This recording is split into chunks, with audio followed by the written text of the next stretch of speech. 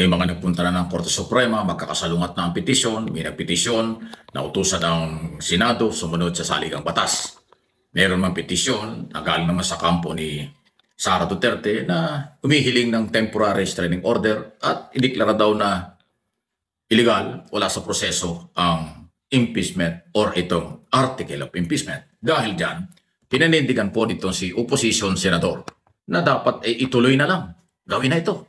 At nang magkaalaman na at naaayon naman sa saligang batas. At kanya rin sinusuportahan ang posisyon naman ni Coco Pimentel na patuloy ang panawagan sa Senate President na gumalaw na, kumilos na ang Senado. Pakinggan natin. Umasang-ayon hanggang ngayon sa pananaw ni Senate Minority Leader Senator Coco Pimentel na ang linaw ng utos ng konstitusyon sa amin forthwith at mas klaro pa nga sa Pilipino agad. At the same time, kinikilala ko yung sinabi ni Senate President Chis Escudero, ang kanya namang pananaw na di umano hindi kami pwedeng mag-convene bilang impeachment trial court habang adjourned ang session namin. Pero kaya sumasang-ayon din ako sa sinabi ni SP na magtatawag daw siya ng isang all-members caucus at sana doon sa caucus na yon mapakinggan ng aming mga kasama ang mga argumento ni Senator Coco kung bakit di lamang pwede kundi dapat mag-convene na kami bilang impeachment court para i-tackle yung articles of impeachment. May tinuturo din si Sen Coco sa konstitusyon na pag nag-adjourn ang isang impeachment trial, hindi maapektuhan yung legislative calendar. So, in like manner, pwede natin sabihin na dahil nag-adjourn yung regular sessions ng Senado, hindi ibig sabihin na hindi pwedeng umandar at ganapin ang aming tungkulin sa isang impeachment trial naman. So, ma'am, inaral na rin ba ng inyong tanggapan yung sinabi ni Senator Coco Pimentel na kahit walang session ito, yung session para sa mga legislative measures, pwede kung gusto na majority ng mga senator na mag-session kayo at talakayin na itong impeachment case laban kay VP Sara. And kung gusto na majority ng mga senator. Yes, at kung tamang pag-intindi ko kay Senator Coco, hindi lang pwede kung hindi dapat. At sinasabi din po yan sa rules, no? Sa rules ng Senado, specifically yung Senate Rules of Procedure, on impeachment trials. So, sa tingin ko po, batay sa sinabi ni Senator Coco, at yung pag-intindi ko rin sa tinatalakay nila sa Konstitusyon at sa aming sariling rules on impeachment dito sa Senado, walang pumipigil sa amin na i-tackle yung articles of impeachment at mag-constitute bilang impeachment court. Ang Ayan si Senator Risa Ontiveros. Talagang bitin na bitin dito sa isong ito. Kasi si Senador Escudero, pag napapakinggan natin, iba-iba sinasabi. Sabi niya, sa June, dapat mag-umpisa. Dahil doon sila magre-resume. Tapos, muli, sinabi, baka July na. Okay? Ngayon, may sinasabi na, baka daw abutin pa ito ng October. Grabe. Di ba? Talagang masyadong dinidelay. Isipin mo kung October, magpapasko na yun. Wow.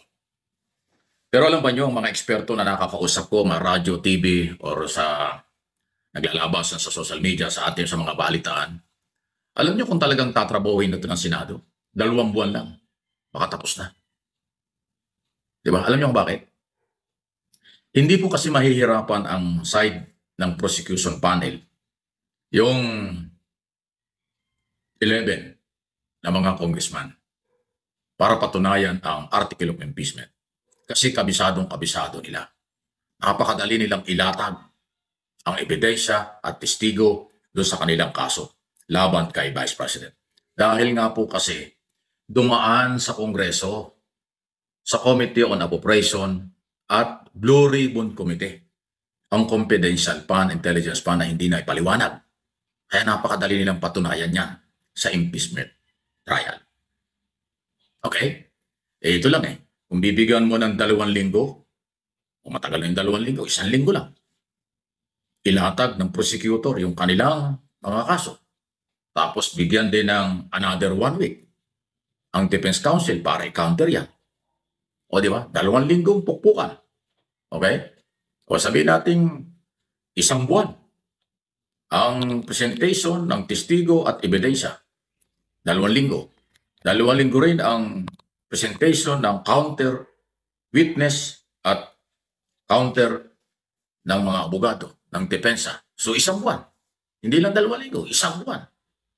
15 days sa prosecution para ipalakas yung i-justify yung kaso. 2 linggo rin para naman kontrahin yung kaso. O di, isang buwan lang.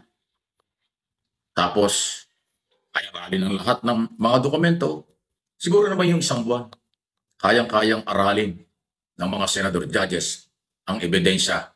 May ebidensya ba o wala? Kaya dalawang buwang trial, sapat na po yun.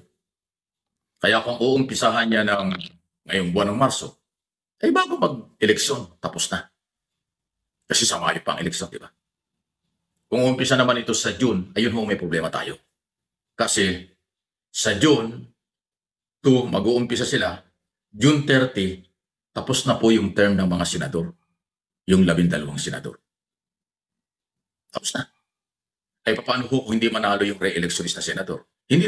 Wala na silang karapatan na maging senador judge kung tapos na ang term nila hanggang June 30.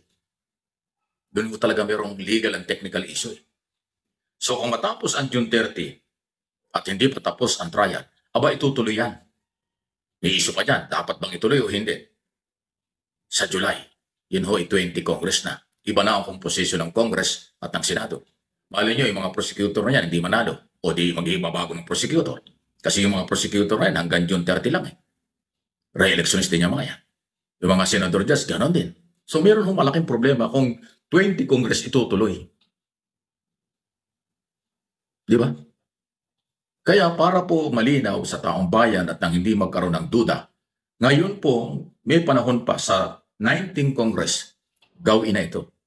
Umpisa ng March, April, bago mag-eleksyon sa Mayo, tapos na. Kasi pag sa June pa mag-uumpisa, may malaking problema. Kasi nga po, hindi tayo sigurado na yung mga senador judges ay makakabalik. Sila ba'y mananalo sa eleksyon? Baka hindi na. Tapos na ang term nila. Paano yun? Yung mga congressman prosecutor, paano sila magiging prosecutor kung tapos na rin ang kanilang term pagdating ng June 30? Kaya pinaka-safe at walang technical at legal problem sa mga prosecutor at judge, dapat bago mag-June 30, mahaba na yun, tapos na itong trial. Huwag paabutin ng July o hanggang October o next Congress kasi may problema. Come again, sir?